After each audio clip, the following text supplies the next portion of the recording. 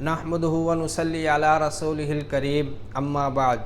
اللہم علمنا بما ینفعنا وانفعنا بما علمتنا رب زدنا علما۔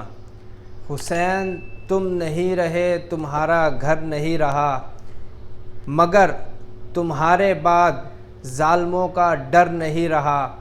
صدائے استغاثہ حسین کے جواب میں جو حرف بھی رقم ہوا وہ بے اثر نہیں رہا۔ ناظرین، محرم الحرام کا پہلا عشرہ چل رہا ہے اور 10 محرم الحرام کو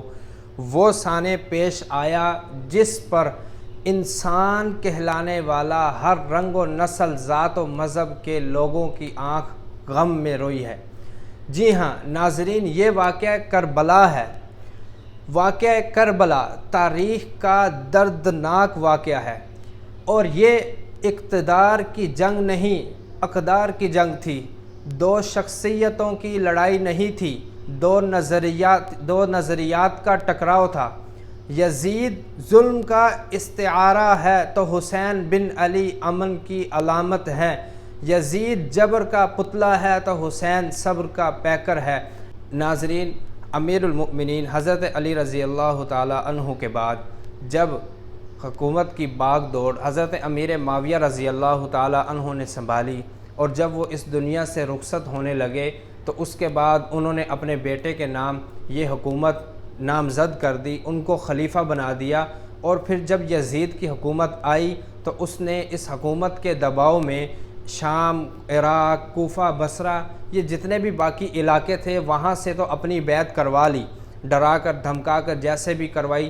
بہرحال جو اہل حجاز بچ گیا تھا، آخر میں اہل حجاز کی جو نظر ٹکی ہوئی تھی وہ حضرت حسین رضی اللہ تعالی عنہ، عبداللہ بن زبیر رضی اللہ تعالی عنہ، ان لوگوں پر ٹکی ہوئی تھی، کیونکہ جب حضرت امیر معاویہ رضی اللہ تعالی عنہ کا یہ ذہن میں اس طرح کا خیال آیا کہ میں اپنے بعد جو حکومت ہوگی، کیونکہ ان کی اپنی زندگی میں یہ واقعہ پیش آیا کہ جب انہوں نے یہ سوچا کہ میں اپنے بعد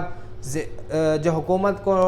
جس کو سونپ کر جاؤں گا وہ کون ہوگا، خلیفہ بنا کر جاؤں گا، یہ حکومت کس کے نام کر کے جاؤں گا، وہ کون ہوگا، وہ میرا بیٹا ہوگا یزید۔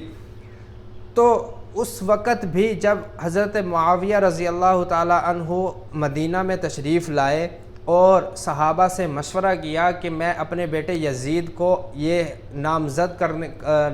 کرنے جا رہا ہوں، خلیفہ بنانے جا رہا ہوں، آپ اس کی بیعت کے بارے میں کیا کہتے ہیں؟ تو اس پر بھی حضرت حسین رضی اللہ تعالی عنہ اور حضرت عبداللہ ابن زبیر رضی اللہ تعالی عنہ اور عبد الرحمن بن ابو بکر رضی اللہ تعالی عنہ، جتنے بھی صحابہ تھے، سب نے اس کی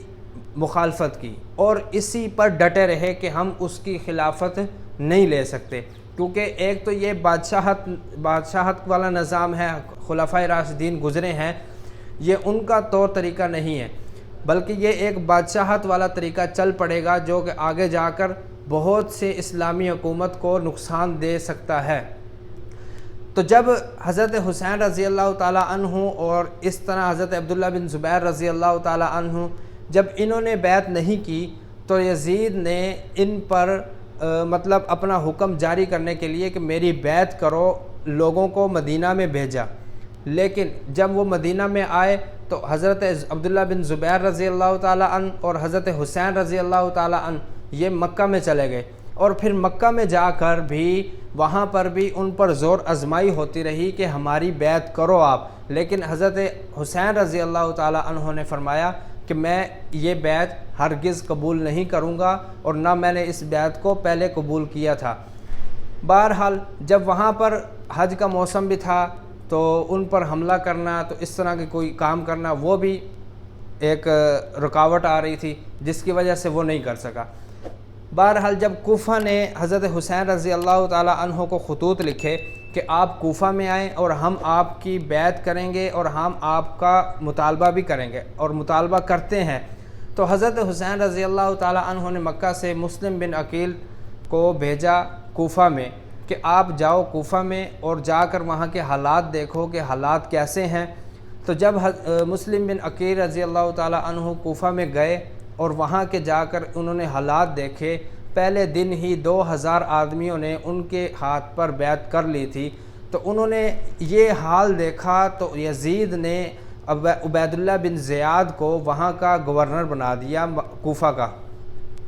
تو جب وہاں کا گورنر بنایا تو جب ابن زیاد کو اس بات کی خبر لگی کہ کوفہ میں مسلم بن عقیل حضرت حسین رضی اللہ تعالیٰ عنہ کی بیعت لے رہا ہے یزید کے خلاف، تو وہ ایک سخت مزاج آدمی تھا۔ تو حکومت کی یوں کہہ لیں کہ آپ حکومت کے چکر میں اس نے اہل بیت کو بھی نہیں بخشا۔ تو وہ جب حضرت مسلم بن عقیل رضی اللہ تعالیٰ عنہ کو اس نے وہاں پر دیکھا کہ وہ حضرت حسین رضی اللہ تعالیٰ عنہ کی بیعت لے رہے ہیں، تو انہوں نے جن کے ہاں وہ مہمان ٹھہرے تھے پہلے ان کو بلایا، گرفتار کیا اور پھر شہید کیا۔ پھر مسلم بن عقیل رضی اللہ تعالیٰ عنہ کو بلایا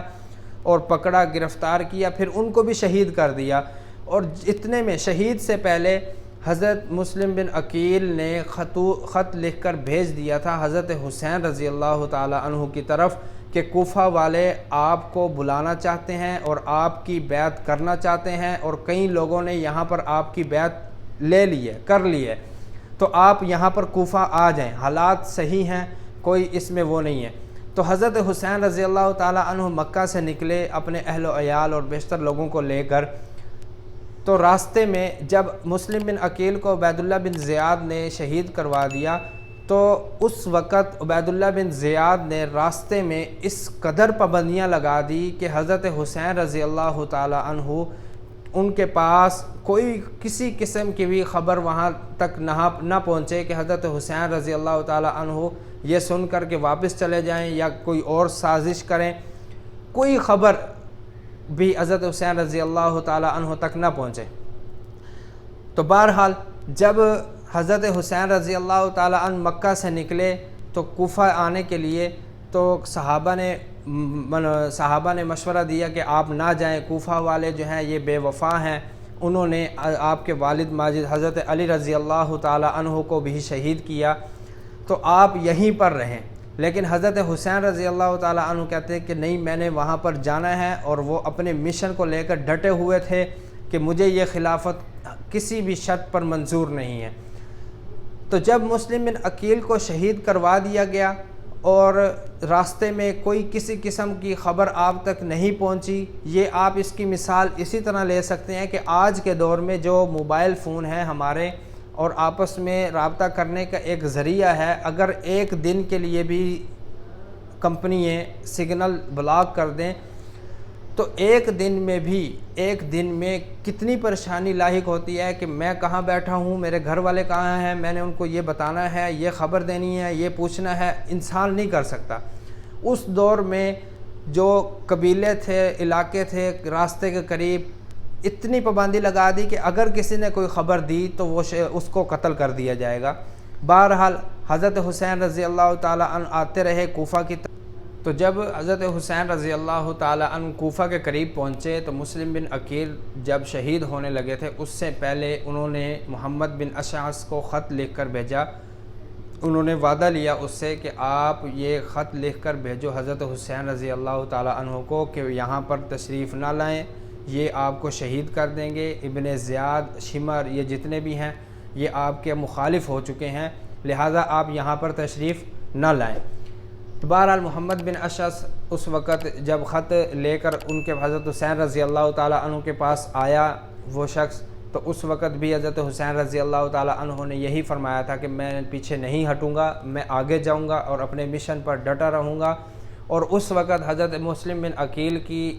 شہادت کی خبر بھی پہنچ چکی تھی، اور ان کے اہل خانہ نے بھی یہی کہا تھا کہ ہم اپنے بھائی کے خون کا بدلہ لیے بغیر یہاں سے واپس نہیں جائیں گے۔ تو پھر حضرت حسین رضی اللہ تعالیٰ عنہ آگے بڑھتے رہے اور کربلا میں جا کر آپ نے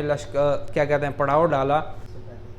حر بن یزید کو لشکر دے کر بھیجا کہ وہ حضرت حسین رضی اللہ تعالیٰ عنہ سے جا کر بیعت لیں، یا اگر بیعت نہیں لیتے تو پھر جنگ کریں۔ لیکن حر بن یزید آ کر حضرت حسین رضی اللہ تعالیٰ عنہ کے لشکر میں شامل ہو چکا تھا، اور اس کے بعد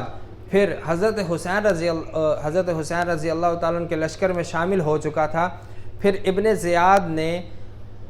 عمر بن سعد کی سربراہی میں ایک لشکر بھیجا،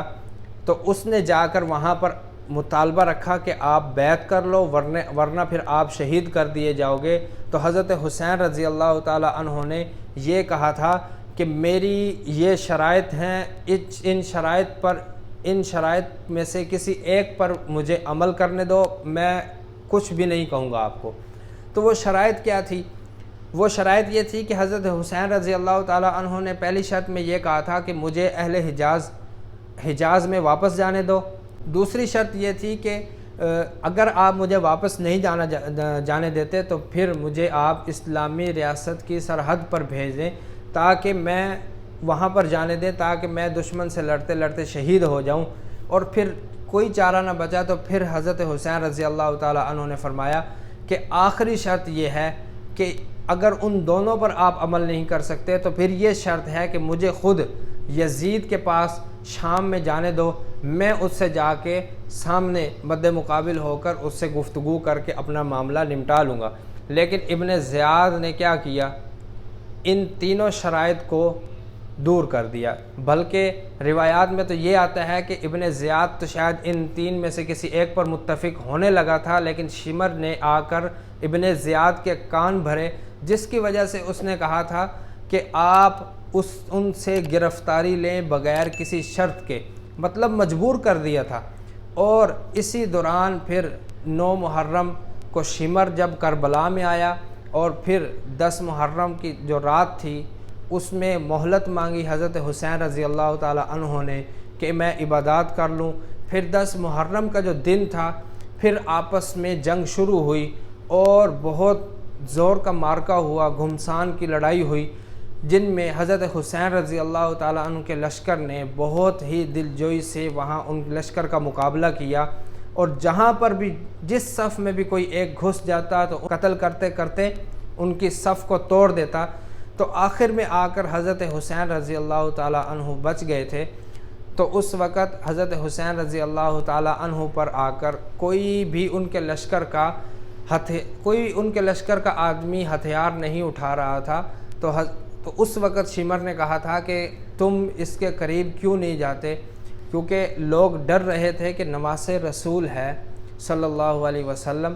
کہ ان پر کون ہاتھ اٹھائے گا، کہ جو بھی ان پر ہاتھ اٹھائے گا وہ جہنم کو اپنے نام کرے گا۔ تو اس وجہ سے لوگ ڈر رہے تھے، اور پھر شمر نے کہا تھا کہ تم کیوں حملہ نہیں کرتے، کیونکہ جب بھی وہ حضرت حسین کے قریب آتے تھے تو حضرت حسین رضی اللہ تعالیٰ عنہ تلوار لے کر ان کے مجمع میں گھستے تھے اور صفیں چیر دیتے تھے۔ اس بہادری سے لڑے ہیں،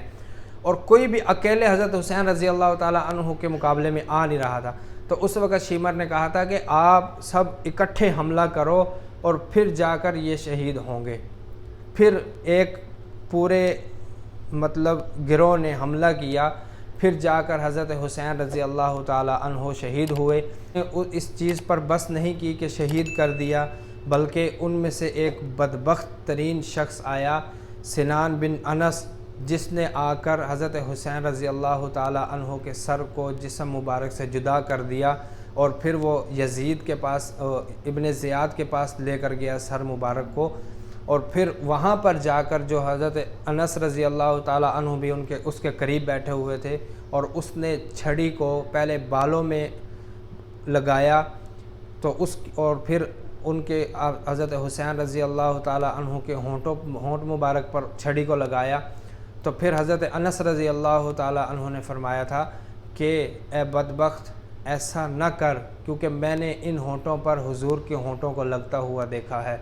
تو یہ اس واقعے کا پس منظر ہے، لیکن اگر اس کی تفصیل دیکھی جائے تو یہ بہت ہی طویل ہے، اور اس میں کون کون لوگ شامل ہیں، ایک ایک شخص کا نام بھی تاریخ والوں نے لکھا ہوا ہے۔ اور حضرت حسین رضی اللہ تعالیٰ عنہ نے ان کے خلاف جنگ شروع ہونے سے پہلے بد دعا بھی کی تھی کہ یا اللہ ان سے ہمارے خون کا انتقام لینا، اور ہوا بھی ایسا ہے کہ اللہ تعالیٰ نے ان سے انتقام لیا ہے۔ تفصیلی واقعہ اگر کہیں وقت ملا تو انشاءاللہ ضرور بیان کریں گے۔ اور آخر میں ایک شعر میں عرض کر دیتا ہوں کہ قتل حسین اصل میں مرگ یزید ہے، کہ اسلام زندہ ہوتا ہے ہر کربلا کے بعد۔